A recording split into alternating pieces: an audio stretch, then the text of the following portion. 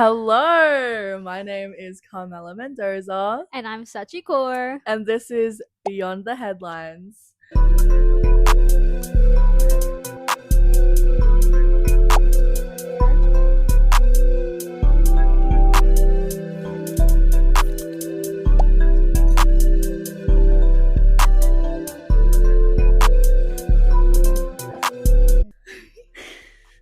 This podcast is about the stories everyone is talking about, but also the aspects not all of us unpack. The context, the culture, the emotions, and the questions that sit beneath the surface of the trending topic of the week. Each episode we'll be discussing what's taking over your timelines, group chats, and comment sections. Whether it's pop culture, internet trends, media, or news, we'll be digging deeper, not to find all the answers, but to ask better questions. We move on from the headlines quickly, but the conversations we have about these topics last for much longer. Now, this show is for those who grew up online, the generation that formed identities through fandoms and watched the lines blur between content creators and celebrities in real time. But honestly, if you've ever felt really invested in a particular show, movie, online community, fashion trend, or famous person, you're probably in the right place. For our very first episode, we're kicking off with something huge, the Stranger Things finale. Not just whether it lived up to the hype or our expectations, but what our reaction as an audience says about us. We're talking about parasocial relationships, fan entitlement, deepfakes, and the growing idea that no matter how well produced something is, the fans might never be satisfied. So if you've ever finished a finale and thought that wasn't enough, or found yourself defending a show like it was something personal, this one's for you. Now, Sachi, as a film major, what were your thoughts on the final season? To be blunt, disappointing. I found it was just kind of poorly written. Yeah.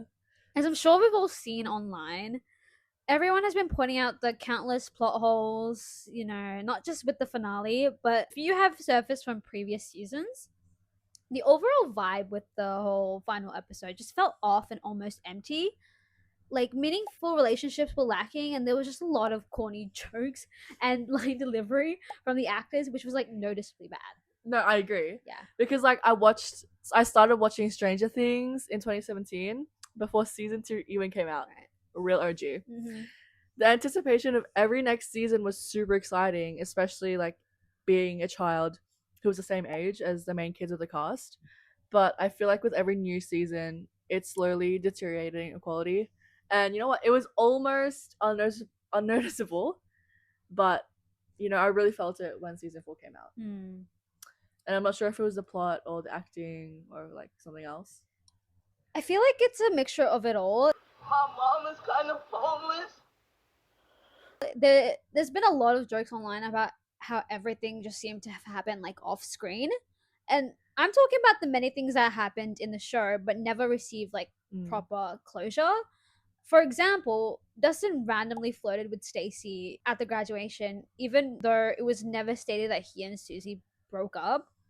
Kind of crazy, since that couple was kind of adored by the fandom, and I'll never forget the lovable moment at the end of season 3. Do you wanna give it a crack? Yeah. Okay.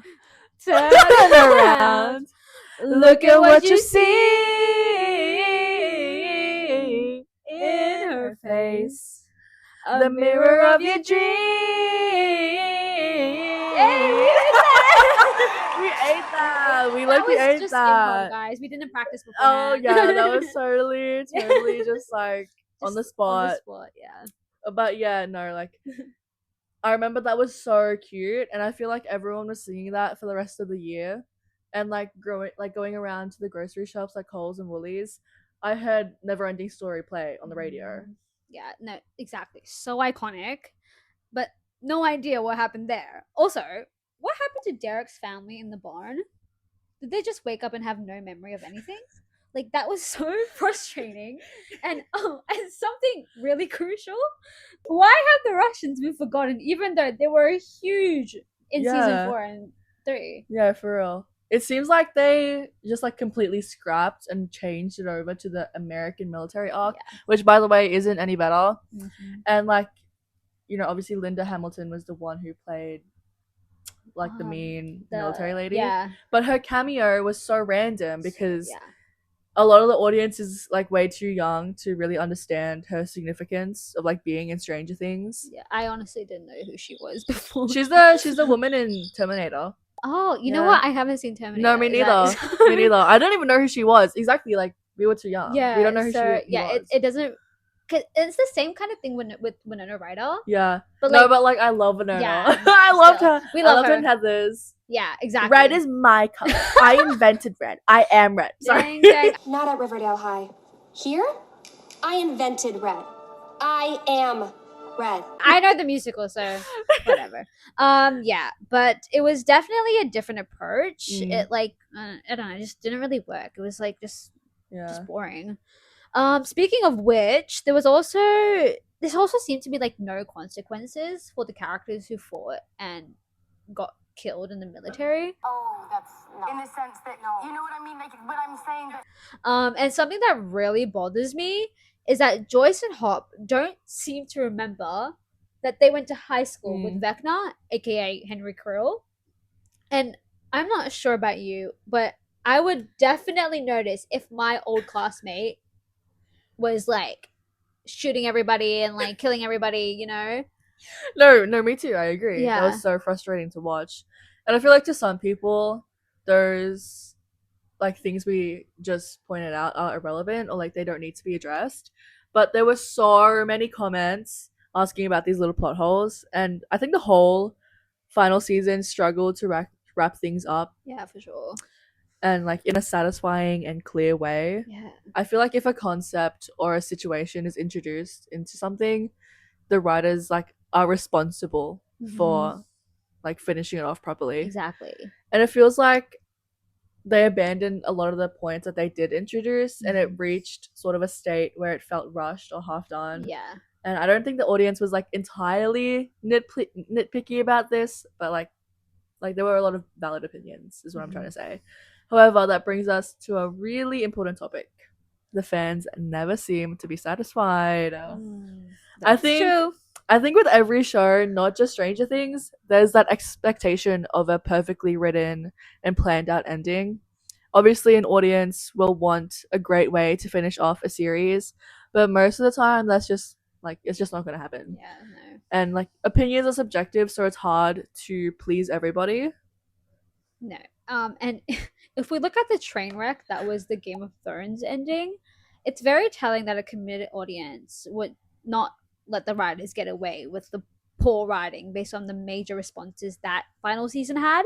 So yeah, and if we're talking about the infamous conformity gate theory, which is really similar to this, and for those of you who don't know, though I think a lot of you do, conformity gate is sort of like this delusional theory that a few fans have made, insinuating that there might be a 9th secret episode, and that the finale was just an illusion. Yeah, I saw this all unfold on TikTok. I'm sure all of you have as well. But like everyone had just convinced themselves that they were like episode 8 was not the real ending. I've been gaslit into thinking there's 9 episodes in season 5. No, but like no, they got into you. No, they actually did. I'm still waiting for. Are you with us? I'm still waiting for the episode, guys. Oh gosh. No, but like no, they got you. No. I think the main reason this happened is because everyone was really unhappy about Elle's death, and of course I can understand that, especially since her sacrifice was reflective of a watered down relationship. I feel like her death should have signified her devotion to her family and friends instead of Mike being like the focal point. However, this theory was still kind of ridiculous. Yeah, and it kind of goes to show that the ending was so badly written, the fans had to make up their own fantasy, that the plot holes and inconsistencies were like intentional and all part of the Duffer Brothers like major plan. But that was obviously proven wrong, and the inconsistencies were actually inconsistent, and the plot holes were actually the result of the Duffer Brothers not knowing their own show anymore, if I'm being honest.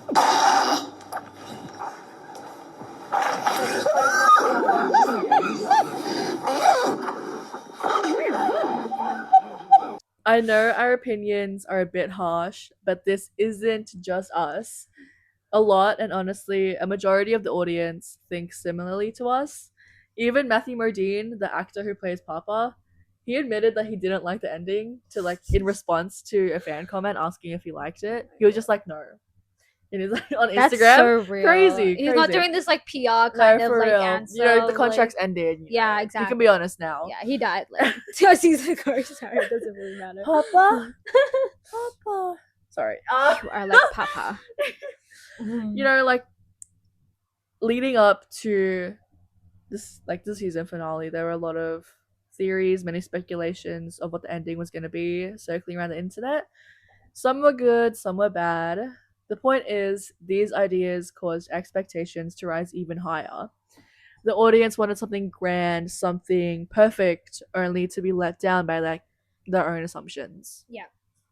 Which brings us to the concept of parasocial relationships. Fans of Stranger Things who have probably grown up with the show believe they have some sort of direct influence on the story. Obviously, we can take into account what they like and don't like, but they aren't able to have these kind of conversations with these writers and manipulate exactly what they want, you know? And besides, that episode was already written. Like, the finale was filmed, what, 2 years ago? Exactly. And there's no changing it now. It's done. It's Yeah. been done. Yeah, exactly. Like, what?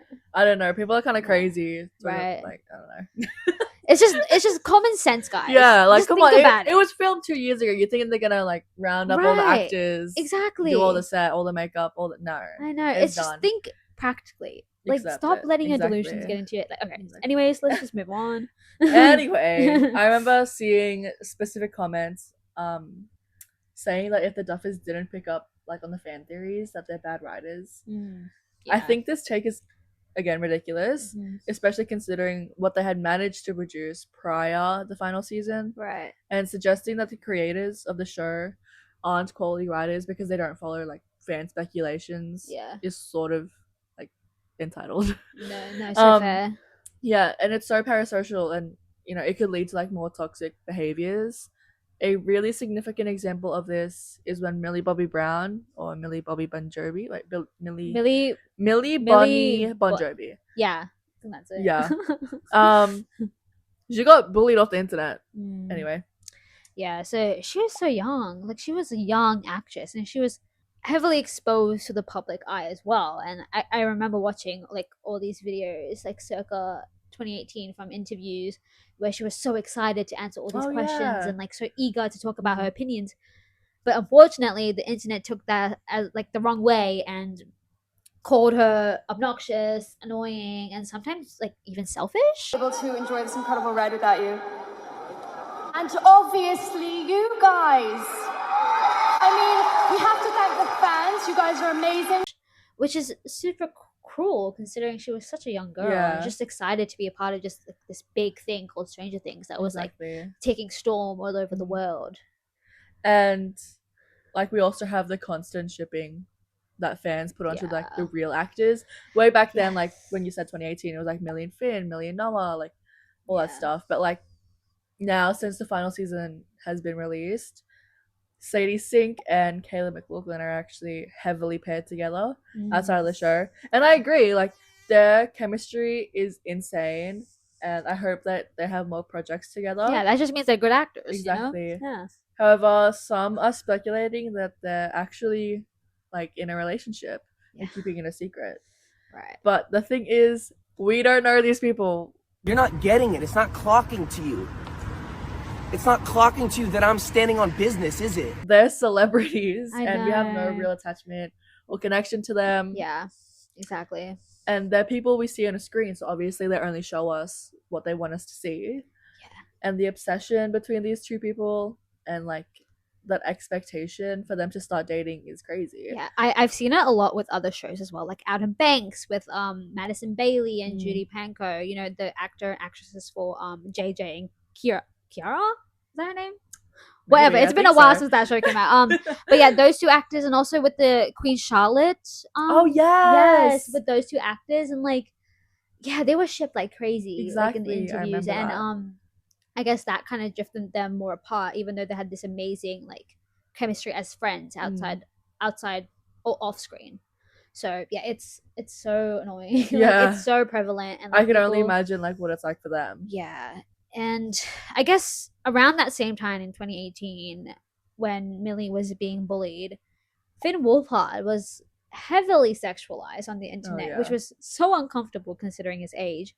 And at just 14, he became subject to sexual comments online, thirst edits, explicit fan fiction, and inappropriate memes, often kind of like downplaying the fact that he was a minor. You Yeah. what's her name? Gracie Abrams? Yes, he, Yes, that yes. Instagram story. I don't know if you guys remember this, Oh. but like 2018, 2019, she posted on her Yeah. Instagram. This will like Finn would have been 14 and I think Gracie would have been 19 or 20. No And way. she like made this really disgusting comment saying like I think she said something along the lines of struggling because remembering he's 14, but I would still like hit it if I could.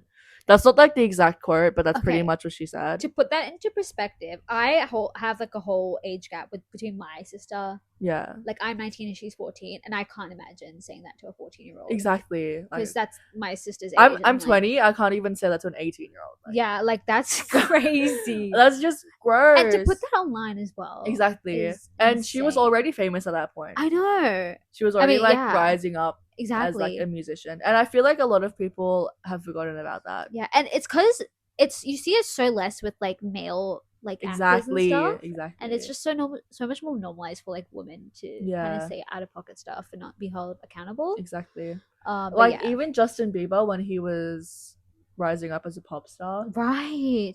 all I the can't disgusting things that happened to him With online like and people also that are in real life. way older Exactly, than him. like full adults, like in their 30s, 40s. Yes. It's crazy. It's crazy, and it just never gets talked enough. Mm. With these kind of male actors with such a huge female fan base, older female fan base as well.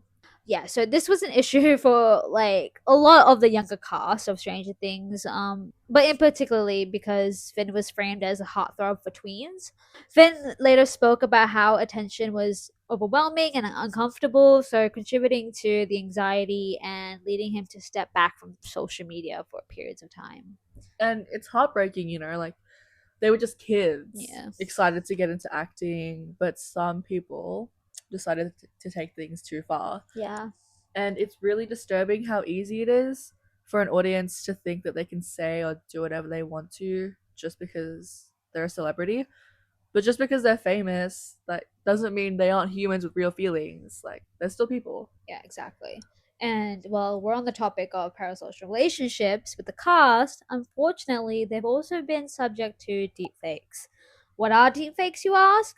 Well, basically, it's like a video image of a person, like their face and or body, which has basically been digitally altered. So it's not them, and they can manipulate it to be whoever you want, basically. And in season 5 of Stranger Things, I'm sure you've noticed a major storyline Holly had, who Nell Fisher, the actress of Holly, is around 14, the same age as Finn, who, started to be sexually exploited. And we can see this kind of similar pattern here with Nell. And this poor girl has been subject to deepfakes of her originating from Twitter. Surprise, surprise. Yeah, so trigger warning ahead for anyone who might be uncomfortable and wouldn't want to hear this. We are going to be mentioning pedophilia and child sexual abuse. Yeah. Now, since AI has been quickly developing, as we all know, companies like Meta and X have adopted these softwares to enhance their apps. And unfortunately, online users have been exploiting this tool and creating like incredibly inappropriate deepfakes. Some have surfaced around the internet of Nell getting undressed by X's AI bot Grok. Almost all of these come from pedophiles who have free access to these services, and they're able to easily exploit children. Now the question is, should the creators of Grok place restrictions on what their software can be used for? Mm-hmm. Well, the New York Times actually stated that this software produced almost 2 million sexually explicit photos of women. What the This also it's 2 million in 9 days. Oh my You can find the God. article online if you want to have a read. But yeah. What? Yeah, That's insane. majority, if not all, didn't have consent, and they've been shared across the platform. But amid the backlash, a statement was released saying that Grok now blocks images of undressed individuals. But 2 million, they're still out there. They're always going to be out there Yeah. because it's the internet. It's the internet. Everything's never like gone. Truly. That's insane. Like, I don't know, if I was an AI company and I was putting these kind of things, why would you ever not put restrictions on? Exactly, that's what I'm saying. Like, you have why to have like they... meetings about this to like make sure all like things are held to like a nice proper standard. Exactly. And like nobody's being exploited, because that's because why wouldn't you think of that? Exactly. They should have already had those restrictions in place. Like, Yeah. why would they allow their AI to like code photos like that? Exactly. And because of this, unfortunately, people like Nell were subject to these AI deepfakes. And in terms of her experience with the growing fame, and creeps online are so quick to like repeat this cycle that was seen with the main cast of the show, you know, like basically a decade ago, or like less than a decade ago. And it's gotten to the point where her comment sections are disabled now because, you know, she, you know, all the weird comments, and it just wasn't she weird people. I'm pretty sure she was private on TikTok for a while, but I think she's public again. Really? Yeah. Okay. Pretty sure. But her comments were disabled like on Instagram no and fair. everything for ages. That's I would hate to be like her parents. Exactly. Just having to see that. It's just awful. Yeah, it's and heartbreaking. It's an awful reflection of what humanity actually is. Yeah, we all have some sort of faith, but you know, we're always disappointed. Yeah. All we can like hope is that Nell is coping well and she has a support system with her. And nobody should receive that kind of treatment at all. Never. No. But on a more positive note, the spirit of Stranger Things comes from its ability to be something that both young people and grown-ups can enjoy together, especially for those who watched the show as kids and are now adults. With it being a worldwide cultural phenomenon, there are bound to be some controversies leading up to the finale's release. Now, that's why we sit with all you listeners today to look critically at something so close to our hearts. Despite all the hate and all the shortcomings, I actually quite liked this season, given what it was. But yeah, not to sound cliche, but you can say it, you know. I'm gonna say it. It feels like a chapter in my life has finished, you know. Like, I started watching that show when I think I would have been 11, and now I'm 20, turning 21. So it definitely is like a chapter. Literally, like you go through puberty, like with these kind of characters. Yeah, exactly. And you grow, and like now you're an adult. Yeah. It's crazy. I wonder what the next huge show or movie will be. Yeah. This season finale was definitely a roller coaster of emotions, and I bet a lot of you at home are heartbroken about it to end. And I know I am. And me too. It's honestly, it's been such a journey. And I started watching it during, I think, before season 3 came out. I think so, just a little bit before. So even then, it's like it still plays a huge role in my nostalgia and everything. So it's huge, and we've discussed the highs and lows. That means you haven't known the triumphs and defeats, the epic highs and lows of high school football. Of not just like the finale, but the whole show itself. And it's been so great to dissect this and have our own kind of little send-off to the show of like, such an iconic series. And so I'm really glad we did this. Thanks for listening, guys. Yeah, so look out for our next episode where we'll be discussing pop star rebrands. But that's a discussion for another day. See ya!